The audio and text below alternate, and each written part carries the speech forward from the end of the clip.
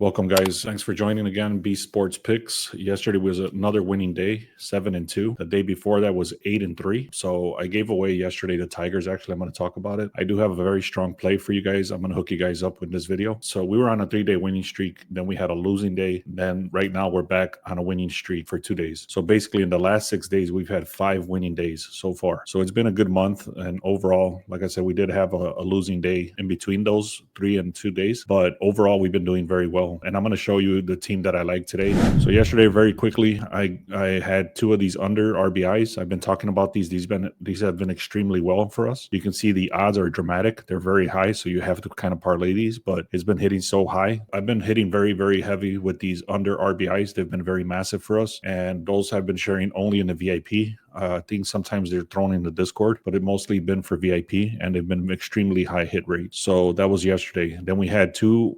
You can see that I had another under RBI right there, and then an over 1 hit. So these over 1 hits were very consistent. Then they went down a little bit, and then they came back up. So you can see I had this guy too to get 1 hit. He actually got 2. And then this Tigers hit, this Tigers I actually gave away for free. You can see right here. If you're signed up for my free plan, go to the link in the description, click on free. I actually gave this one away for free. So it was an 8-3 the day before that. So we were up almost 3 units, and then I didn't have time to create a video because I had went out partying on Saturday. So I still did the work. I just didn't do a video and I didn't do a live, but I still had time to do the research and everything. And I threw the play in there for free, and that hit for us also. So if you haven't done so, make sure you get the link in the description and click on free. And like I said, I gave this one away. And then this is the last guy here. He hit also. Oh, and then we also had the Dodgers. So anyways, it was a great day. 7-3. What was it? 7-2. The day before that was 8-3. So we're on a 2-day winning streak. And great bounce back day for sure. So make sure you go to the link in the description, click on free. So how are we doing this? How am I getting this kind of stuff? I'm going to talk to you about this. It's called a Sharp Edge. This is our software. We run a lot of different scrapers, a lot of different information. We have a lot of sources and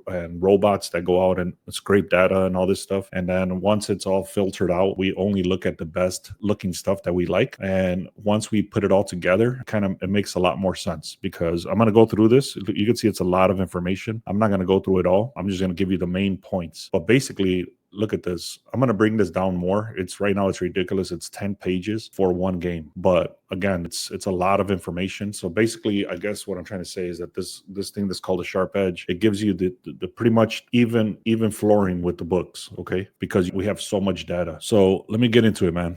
I really love the Phillies in this position. There is only one situation that I don't like, and I'll talk about that, but they should be able to overcome that one situation. So you can see the line started at a 210, and now it went all the way to a 215. So the line is very heavy, but it's still moving. It's still moving in the direction of the Phillies. Okay, so there it is. And so I've said this before, whenever, even in baseball, it doesn't matter how good the team is, usually when it hits a certain number, like minus 250, minus 300, it starts shifting in the wrong direction.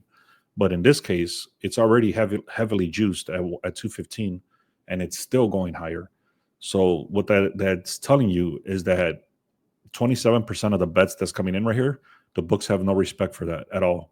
So even though the public money and everything's coming in over here, the line is still shifting, okay?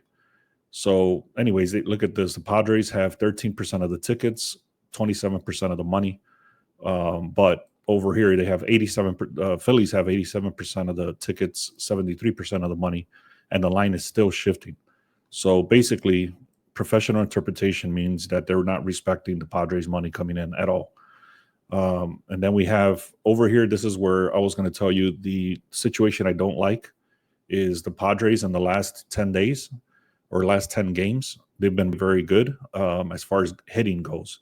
So you can see their graph right here is very heavy red. That means that they're extremely hot, and they're actually ranked 10th in all of baseball right now. Compare that to the Phillies. The Phillies are a little more sporadic over here, but overall, the Phillies are ranked 20th in the last 10 games. So there's a mismatch for the batting for the Padres versus the Phillies. So that's the one thing I said I'm kind of like worried about. But then there's other reasons why, like, I don't care so much about this. and I'm going to get into that. But basically, like I said, the Padres are ranked 10th. Phillies are ranked 20th for batting. But then you get into the home record. You can see the home record is hitting at a 65% hit rate. And then the Padres on the road are hitting at a 45% hit rate. So that's already a better indication of what's going to happen here. This is the pitching metrics. They're pretty similar overall. But once you get into the starting pitching, this guy Waldron, it doesn't have the graph right here. It doesn't tell you like his ERA, but his ERA, he came off of injury, and his ERA is like 10.5 or something crazy. So this dude is, first of all, he's coming off of injury. Then he has a very bad ERA. You compare that to Wheeler. Wheeler is one of the top aces for the Phillies. You can see his ERA is 2.45 ERA, 126 strikeouts, 7 wins, 3 losses. So Zach Wheeler is a massive mismatch against this guy Waldron. Okay, so like I said, right here up there on the graph, it didn't show you, but the record is 0-0 for Padres. They just don't have any record on this graph right here. But if you look down, it's a massive red flag for the ERA for Waldron. So, anyways, that the starting pitching is massively a big mismatch for the Phillies versus Padres. Record again is 6-6. They have a little bit less of a record here, so the Padres are doing very little bit worse than the Phillies. But then look at the Padres over here. Okay, this is where I was talking about. So they're bad on the road. They have a bad pitcher. Plus, when you put this, whenever they start as an underdog, which they're heavy underdogs, they only win 27% of their games when they start as an underdog. Okay, so it's a terrible winning percentage. Now, again, the Phillies are decent at home. Padres are bad on the road. And then the other things, there's information here. I'm not going to get into it, but basically it's telling you that the Phillies have rocked the hell out of Waldron, and the Padres don't get hits off of Wheeler. Okay, now the 79% chance hit probability that the Phillies are going to win. Also, the projected scores, it does show they're going to win by very little right here. So this is, like I said, a little bit of a risk. And that's more than likely that's showing a projection like this because of the OPS that I just showed you up here on that graph over here. So that's the reason that I believe that's why it's so close. All right. But anyways, I still like the Phillies over here. Overall, they're supposed to score about 9. And then the other thing on the 9th inning, it does say that the Phillies are not even going to go to bat. And that's about it. So then the other big thing too is the Padres versus Zach Wheeler. Just like I said, Manny Machado, which is one of their best batters, and Tatis Jr. is one of their other better batters. They suck against this guy. So that's a very big positive. Now you look at Alec Bohm and Stotts; they're massively good against Waldron. All right. So overall, it's a lot of other information that's pretty much the same thing I just said, but it breaks it down further. And again, guys, this right here is called the Sharp Edge, and that's in the description. And also, if you don't miss out on the free picks, like I said, I didn't have time to do a video yesterday, but I threw it in there. All right. Also, I'm going to be doing a two batter props. They're going to be posted later today. It's going to be a YouTube short.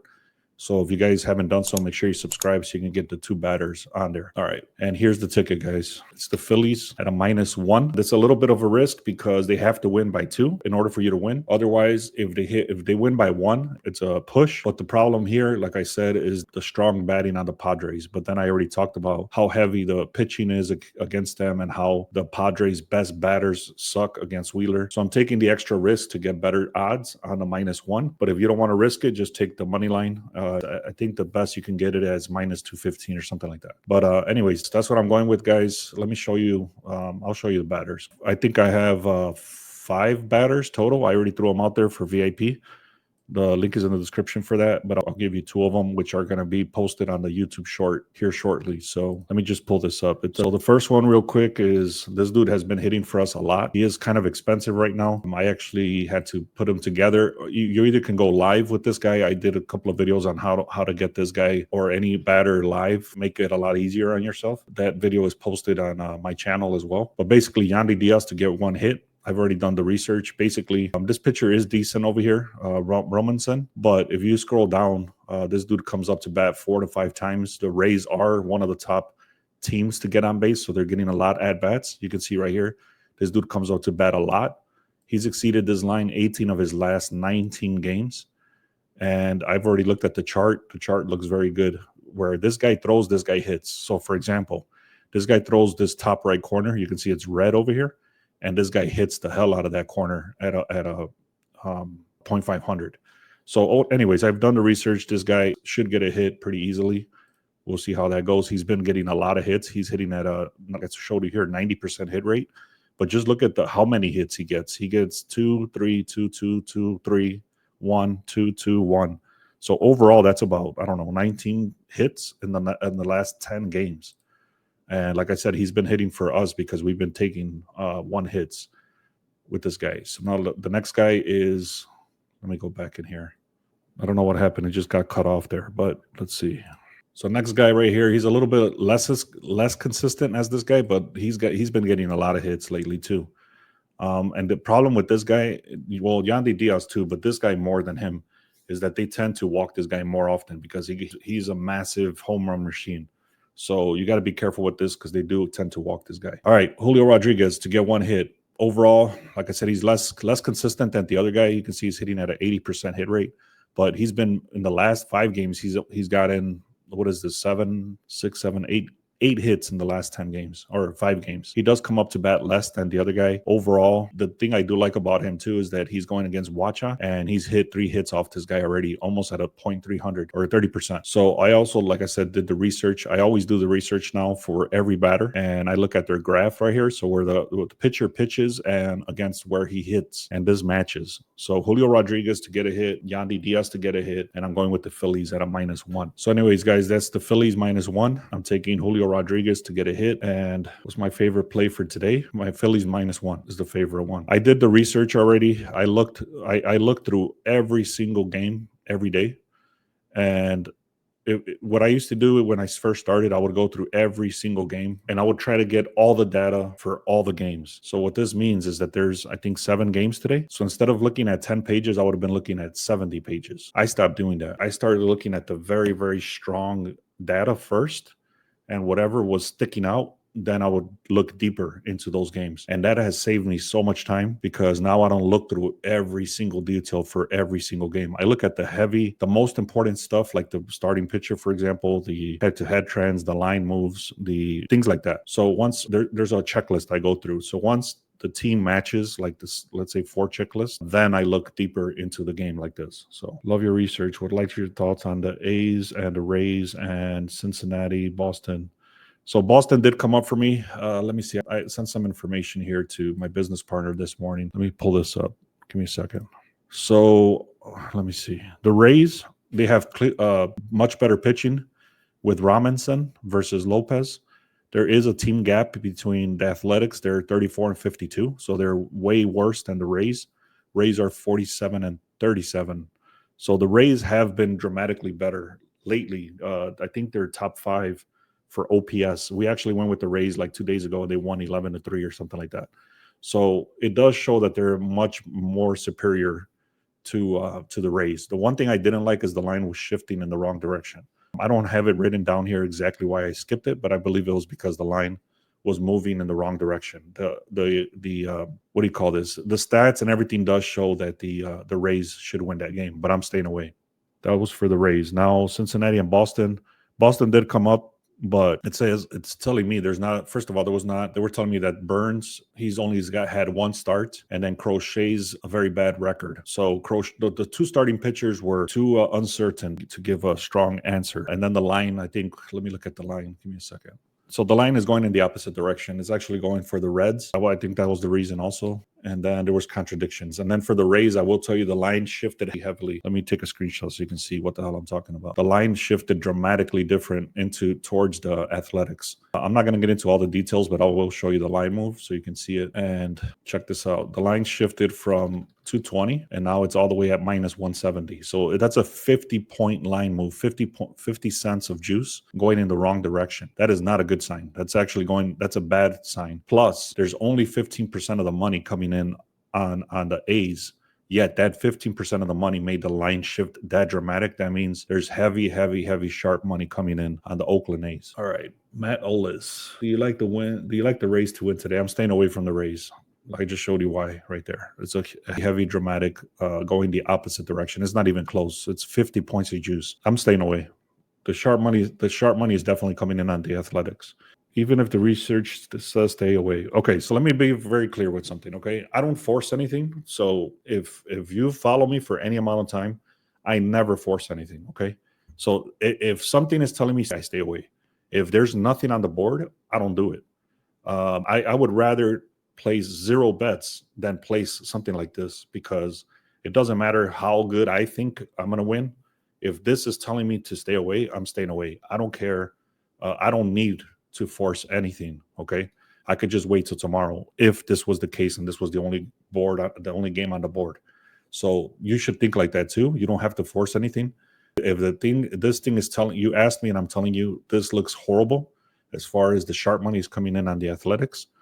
You can do whatever you want, obviously, but if I'm telling you here, the line is shifting dramatically the wrong way, plus only a little bit of money is coming in, that means super sharp money is coming in on the A's. There's no reason to keep going with that. You know what I'm saying? That's exactly what I just said. So Jeff is saying this is the kind of information I'm looking for. Some of the best bets are the ones you don't make. Exactly. That's exactly what I just said. All right, cool, man. So again, guys, I do love the Phillies today. The only contradiction, like I said, is they're already heavily favored, but the line is still shifting in their favor. The pitching is much better. Padres do have a much better OPS also.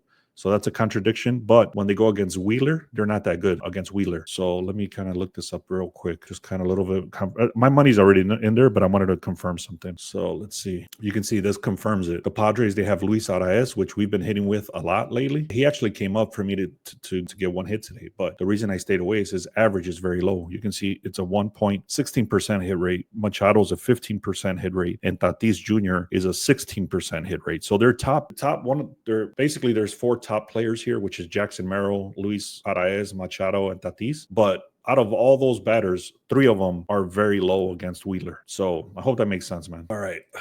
That's about it, guys. That's all I had. Make sure you subscribe. Check out the links in the description, especially the free stuff if you haven't done so. And if you want this information right here, I'm working on making it cleaner. As you can see, I've been working on this a long time, and it's just a lot of information that I'm going to tend to bring this down shorter. Like instead of being sometimes it's 6-7 pages, I want to bring that down maybe to a 2-page report for each game that I'm looking at. And once I do, I think this is going to be a lot easier to explain and a lot cleaner. But this is what we go with. This is what we have for now, and let's keep it rocking, man. This is a 2-day winning streak. Let's make it 3. All right, guys, thank you so much.